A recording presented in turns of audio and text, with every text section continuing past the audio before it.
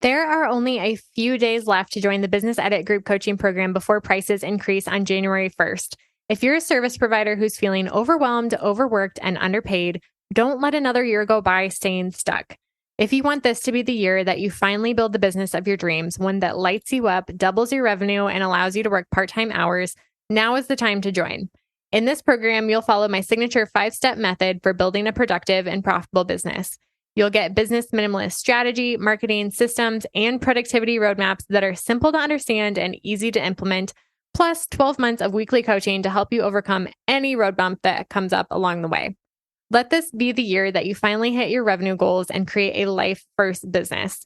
Join me inside the Business Edit at www.jadeboyd.co/coaching and get my step-by-step blueprint with everything you need to build your dream business in 2024. Again, the early sign-up pricing ends on December 31st, and the program will officially kick off on January 2nd.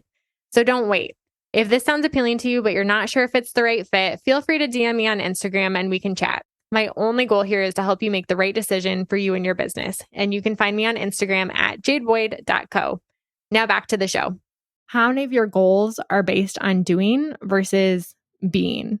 How much of what you're doing day to day to pursue your goals is based on doing and cranking things out versus being and having a successful day, showing up as the person you want to be today?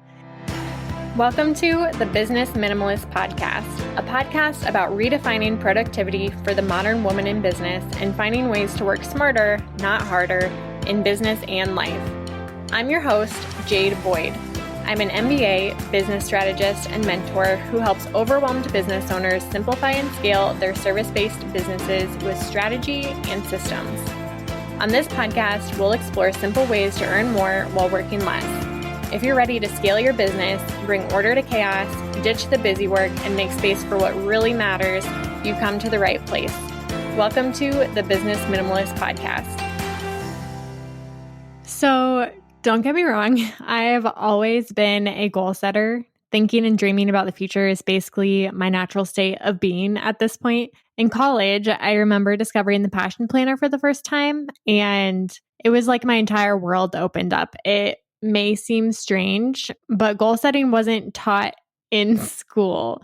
I loved creating plans and organizing my to-do lists and dreaming about what I could accomplish, but discovering the Passion Planner and all of their content that they produce about goal setting and productivity was really the first time I realized there were other people like me out there, and it really empowered me to dive even deeper into this obsession of mine. But even I have been frustrated with the goal setting process over the years, especially when it comes to goal setting as a business owner. I feel like at the end of the year is a natural time to reflect and think about what's coming up next. But for many of you who've had a not so great relationship with your goals in the past, you might dread this time of year or roll your eyes at all of the New Year, New Me resolutions that are about to flood our Instagram feeds. And I can relate. I see so many unhealthy practices that have slipped into the norm when it comes to goal setting. And today on this podcast, I want to address those thoughts and behaviors head on and share a little bit of my own experience along the way too. Today, I'm going to share 10 reasons why you might also have a love-hate relationship with goal setting and what my own love-hate relationship with goal setting has looked like over the years. Before I dive into this week's episode, though, I want to let you know about a really exciting offer I'll be launching soon. If you have a love-hate relationship with goal setting and productivity, this one's for you. If you want to learn how to set more meaningful and intentional goals for your business, and not only that, but follow through on those goals so that you can start generating real results in your business in 2023, this one's for you. I'll be opening the doors for a limited number of business owners who get early access at a discounted rate this December, just in time for your New Year's planning. If you want to learn more about this offer, join the waitlist using the link in the show notes. Just scroll up in the podcast app where you're listening to this episode, click join the waitlist, and enter your name and email to join. I'm really excited to share more about this special offer with you very soon. Okay, let's dive in to the 10 reasons why you might understandably have a love-hate relationship with goal setting. Number 1, you're setting goals that you think you should want, but don't. Recently, I was speaking at the Empower Her conference, and I shared this story about my summer at Grand Canyon National Park when I was in my MBA program the summer between my first and my second year. I had an internship working as a business consultant for Grand Canyon National Park, and we lived at the South Rim. If you've ever been to a national park, you'll know that there's not great cell service. We had no cell service at the house we were living in, and we also didn't have any internet at the house that we were living in. So we had a lot of unplugged time, 10 weeks of unplugged time. And outside of work, we had no access to our internet. Our phones were completely useless because there was no cell service. And I just had a lot of time to sit and think and reflect on my life and what I wanted. And it was the first time ever that I realized, ooh, I'm in this MBA program and everyone around me wants a certain thing, which had made me think that I wanted that thing too, but I didn't. And that was scary to sit there and realize that, oh, these goals that I'm pursuing, I kind of want them because everyone else wants them, but I don't actually want them. And I think that's one of the reasons why goal setting seems so frustrating to people. A lot of people set the goals that they think that they should want, not the goals that they actually want. And that is such a hard thing to pursue if you don't actually care about the thing that you're working towards, but you're required to work really hard on it. That's a recipe for burnout, and it's just not a sustainable way to work towards a goal. I think it's really important when it comes to goal setting to get still, get quiet with yourself and think, why do I want this goal? Is it because somebody else wants it? Or because I think somebody expects me to do this? Or is it because I actually really want it and there's a good reason why I want to make this happen? Reason number 2 is that you are setting too many goals. And I've definitely fallen into this trap. It makes me think of that meme where it's like, I have way too many things to do, so I'm going to take a nap. That is sometimes how I have felt in the past when it comes to setting goals. I used to create these laundry lists of goals for myself every year, and I would be so overwhelmed even looking at the list because it was way more than I could possibly accomplish. And if you're a creative entrepreneur, you probably know what this feels like to have this laundry list of dreams and these service offers and different product offers and improvements you want to make in your business and skills that you want to learn, but you also want to show up for your personal health and you have these big family goals. And maybe like us, you're renovating your house and trying to take care of a property and have all of these goals in so many different areas that looking at your list, trying to set meaningful goals that actually excite you and don't make you want to just take a nap, that can absolutely cause a love-hate relationship with goals. The last few years, I feel like I've finally realized that I need to decide if I want to make any progress at all. And if I don't want to look at my goals list and just feel like a loser because I can't do it all in that year or in the time frame that I've set for myself. And there's mixed advice on how many goals you should set. And I definitely think it depends on the size of your goal, right? Some goals require more effort than others. But this year I set 2 goals in my business and 2 goals for my personal life. And that felt really good to me. And when it came to working on those goals, I was never confused about what I was trying to do or what the priority was. It was really easy to make decisions. It was really easy to plan my weeks and my months around actually accomplishing those goals and biting off those tiny chunks of things that I could actually do day to day. So if you have a love-hate relationship with goals, it might be because you have too many goals. And I recorded an episode about this earlier this year. It's called Less But Better Goals, and I will also link that in the show notes. Reason number 3 is you're focusing on doing and not being. Something that I've realized and have just started paying attention to recently is that a lot of the bigger voices in the productivity space, or the people with the largest audiences, the larger reaches, and the larger influence about our views about productivity and who we learn from when it comes to goal setting and habits, a lot of them are men and approach productivity from a very masculine lens. And that advice is overall helpful, but not always as applicable for women who think and behave differently. And when it comes to doing versus being, I think when it comes to setting goals, there's a lot of emphasis that's placed on doing, hitting that mile marker, having the very measurable form of success, even in SMART goals. Like it has to be measurable, right? In order for it to be a good goal. But there's this qualitative part of goal setting that factors in who you are and how you feel and what it feels like to pursue that goal, what it feels like to reach that goal. And there's this qualitative side of goal setting where it doesn't matter how big the goal is or how hard you work or, what the numbers say. There's still that side of the person that you're becoming as you're pursuing that goal and the things that you're required to do day to day as you're pursuing that goal that matter. And they might not be as measurable, but I think it's worth thinking how many of your goals are based on doing versus being. How much of what you're doing day to day to pursue your goals is based on doing and cranking things out versus being and having a successful day, showing up as the person you want to be today. I think making that differentiation and understanding how those things are different really matters, and checking in with yourself on, are you just trying to hit the targets and get it done? Or are you actually becoming the type of person that you want to become in the long run? Reason number 4 is you don't know what you need to do to reach your goals. This was totally me when it came to goal setting when I was working my full-time job before I went back to grad school. I knew that I wasn't happy with where I was at. I knew that the life that I wanted to live looked different, but I didn't know what I wanted. I didn't know what came next. And I actually spent 2 years applying to law school, and I took the LSAT twice, which is hilarious. I eventually decided I wanted to get my MBA, and I went to grad school still having no idea what I wanted to do when I was done. I knew I loved business. I loved learning. What I was doing was taking me in the right direction. I was sure of that, but I didn't know what the destination was.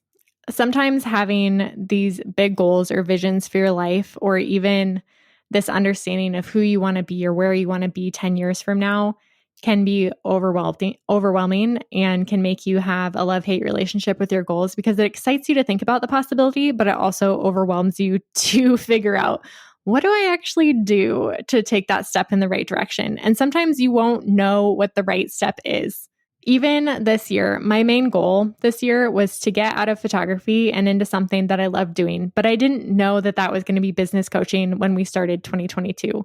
I didn't set very specific goals other than to take as many steps as possible in the right direction and keep trying to move towards that vision, towards that feeling that I wanted to have. And eventually I got there. I won't say that I've achieved complete clarity in my business, but the more I keep taking steps in the right direction, the more I felt aligned, the more I felt accomplished, the more I felt like the hard work I've put in this year has been worth it. So in knowing what you need to do to reach your goals, don't think that you need a 30-step plan or a 5-year plan in order to get to your goal. Plans are helpful, and mapping it out is helpful to understand what it's actually going to take to reach your goal. But if you don't know exactly what it's going to take, get clear on that next step and start moving into action, because with action comes clarity too. Reason number 5 is you're focusing on the lag and not the lead. And here's what I mean by this. In goal setting, there's 2 different things. There's what you have to do to get to the goal, and then it's how the goal is measured. So think about growing your email list. The things you do to grow your email list, whether it's creating lead generators, sending emails, doing advertisements on your free downloads, developing a quiz, whatever that activity might be, leads to results. So the lag would be the number of subscribers on your list, right? When you're focusing on the lag, the thing that you can't control how many people show up on your list, right? Or subscribe to your list. You can't just show up and say, you know what, I need 5 people today. I'm going to make 5 people sign up. When you're focusing on that, it can feel really daunting and overwhelming and lead to paralysis, because you have no control over that, right? All you can control is the lead, those activities you do to influence your goal. You can influence, but you don't always have control on whether you reach them or not, especially when it comes to those metrics that are measurable that you can't sit down and just crank out and get done, right?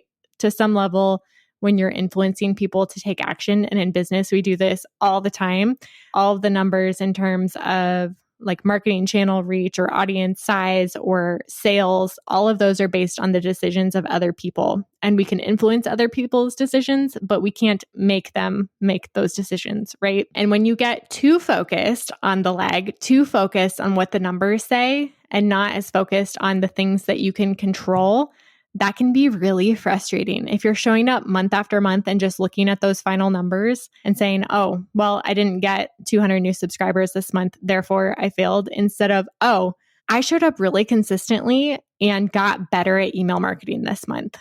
That is a step in the right direction, and those steps accumulate over time. So don't focus too much on the lag that you can't control. Try to focus more on the lead, and that makes you feel more empowered and also more able to keep taking action and move in the right direction. Reason number 6 is you're front loading your year and trying to do it all at once. And watch out for this one because we're nearing January 1st, where everyone, including myself, will be tempted to look at your year of goals and think, you know what, I would reach this faster if I started in January. And then things pile up in January and not all of them get done and the plan changes. And then you push everything to February and the trend continues. When you try to do all of your goals at the same time, it's a recipe for disaster. It's a recipe for overwhelm. Be realistic about spreading your goals out across the whole year. And part of this is having less goals, right? If you set 30 goals for yourself, it's hard to fit those into 1 year. But even if you set 4 goals that have a lot of moving parts, it'll be really tempting to shove 30 projects into January. That would be really nice if you could start on those in January. But be realistic about spreading it throughout the year. And in business, there's seasonality to business too, right? So you might have a really busy season in the summer. For a lot of creatives, this is true, especially photographers. But the winter is when you can actually take on more of those projects that are goal related. But knowing that you need to get those done before summer when most of your time is going to be wrapped up in client work, right? Or for a product-based business, Christmas and holiday seasons can often be a really busy time. So making sure you front load your business or goal-related projects in the summer or early fall so that they're ready in time for you to focus on the fulfillment when holiday season turns around.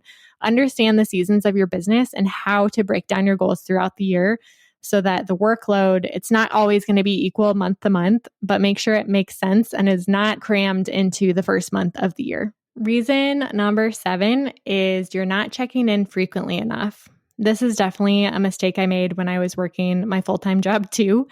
I didn't check in each week with how I was feeling and if I was making any progress on my goals. And that's definitely something that I do as a business owner today that makes a huge difference. And I can link the episode where I talk about the one routine that keeps me productive. It's my weekly review, checking in each week and being honest with myself. Did I make progress this week? And if not, why? And how can I change that for next week? Because like I said, goals are reached one day, 1 week at a time, very small steps that add up. And it's really easy, especially if you're in a busy season, to go weeks or even months without even looking at your goals, doing nothing to make incremental progress in the right direction. And then 6 months later, you look at them and are like, oh, that was cute. I love that I thought that I could do that. And you totally can if you learn how to break it down and make space for it so that you can have tiny, tiny steps in the right direction consistently. Consistency is everything. And I'm convinced that most people do not check in frequently enough on where their lives are going, where their businesses are going. They're just letting them go. And that can definitely lead to feelings of frustration when you check in 6 months later and look at your goals, realize you didn't make any progress. It can definitely make you think, well, this process isn't worth it. It's obviously not working. But checking in more frequently can help solve that. Reason number 8 is that your goals aren't in line with your purpose. Purpose powers productivity. And I can't say it enough. If something is not in alignment with what you love doing, with what you're passionate about, with what you're good at, ultimately it's going to be unsustainable. It's going to force you to work way harder than if you're working in an area that you care about, something that you're using your strengths in, something that people really need and what you can be paid well for. This is definitely what I ran into when it came to being a photographer. I mean, I still love photography. I love the creative aspect, and I'm continuing to do photography for my own creative outlet. But as a business, it wasn't really aligned with something that I was super passionate about. Did I like it? Yes. Was I extremely passionate about the power of brand photography? No. At the end of the day, I wasn't. Like, I wouldn't go to bat and fight for brand photography and the legitimacy of it. I would do that for productivity and marketing all day long, but not for photography. And I'm not saying that photography isn't useful, especially brand photography. It totally is. I just wasn't passionate about it. That's not a battle that I wanted to fight. That's not a soapbox that I wanted to stand on. And when your goals aren't in line with your purpose and things get hard, as they will always get in business, it's a lot easier to lose momentum and to think it's not worth it. And that's absolutely, if you've been following this podcast, that's absolutely what happened. I realized at some point what it's going to take to grow this business in this area that I'm not passionate about. I'm not willing to sacrifice that. And it ultimately led me to make a pivot where I'm doing business coaching, something that I am feeling more aligned in, am extremely passionate about. So if your goals aren't in line with your purpose, it will definitely give you a love-hate relationship with goals and maybe even lead to feelings of resentment if you're not willing to reassess, check in with yourself, and let some of those misaligned goals go. Reason number 9 is you're placing your identity in your goals. Ooh, this is a hard one. And I don't even know if there's a way to figure out you're doing this until you have that aha moment where you either reach the goal and realize that it doesn't make you happy, or you fail at the goal and have some sort of meltdown where you have that identity crisis. Like, who am I even if I can't hit this audience size, or if I can't hit this revenue goal in my business, or you make less income than you did last year? If you have those questions bouncing around in your head, it can lead you to resent your goals. You cannot place your identity in your goals because they will not satisfy you. Whether you reach them or not, your identity has to be separate from your goals. And if you're finding your identity in your achievement right now, I would encourage you to take a step back and reassess, who are you? Separate from what you can accomplish. Get still with yourself and ask yourself that question. And it's so uncomfortable. And it will probably feel really uncomfortable, especially the first time that you do it. But asking those questions and really listening and being diligent and finding those answers can lead you to more sustainable productivity, because when you're sure of who you are, you're able to show up more confidently, be really sure of which goals you want to go after, but also not base your happiness, not kill yourself trying to reach it so that you can have some sort of ribbon to hang on your wall or whatever that might be. You don't need it. You want it and it would be nice to have, but you don't need it to be happy. And that is a very different pursuit when it comes to setting goals. And reason number 10 is that you don't celebrate the small wins along the way. Again, this has absolutely been me in the past. I am so quick to move on and achieve something and then be like, okay, what's next? What's the plan? And so quickly move on to what I need to do next instead of really celebrating the small wins along the way. And this is something that comes up with my clients a lot, especially recently as people are trying to get things in before the end of the year and feeling a little bit frenzied to hit those numbers before the end of the year. I like to remind my clients of, hey, look at all these other things that you've done in the last 3 months. Like, you have accomplished something this year, even if you don't reach that. Like, yes, let's pursue that, but let's take time to recognize these things that you've already done too.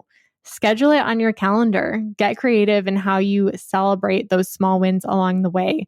If you're not taking the time to enjoy your success, what's the point? What's the point of owning a business where you have all of this freedom and you get to choose what you do and you go after these really exciting things if you're not celebrating or enjoying any of them? So take that time and celebrate those small wins along the way. If any of these topics resonated with you, if you're feeling frustrated by your goals, if you're working really hard and not seeing any results in your business, if you want a fresh way to look at and pursue your dreams for your business and your life, then make sure you visit the show notes and click to join the waitlist today. Like I mentioned, I'm launching a new offer that's going to solve all of these problems when it comes to goal setting and help you redefine what it looks like to be productive as a business owner and get the results that you actually want to see, to set more aligned goals that feel good and to actually pursue them in a sustainable way. So make sure you scroll down, join the waitlist, and be the first to know when I launch. Thanks so much for tuning in today. Thank you so much for listening to this episode of the Business Minimalist Podcast. If you enjoyed today's episode, I'd be so grateful if you'd rate it on iTunes, Spotify, or wherever you're listening today. Your rating and review will help more small business owners discover helpful episodes each week. Don't forget to check out the show notes for the tools and resources mentioned in today's episode, because good ideas don't grow businesses, action does. And if you want more business minimalist tips and resources, head on over to Instagram and follow me at jadeboyd.co. I'd love to hear what you took away from today's episode. I'll see you next time on the Business Minimalist Podcast.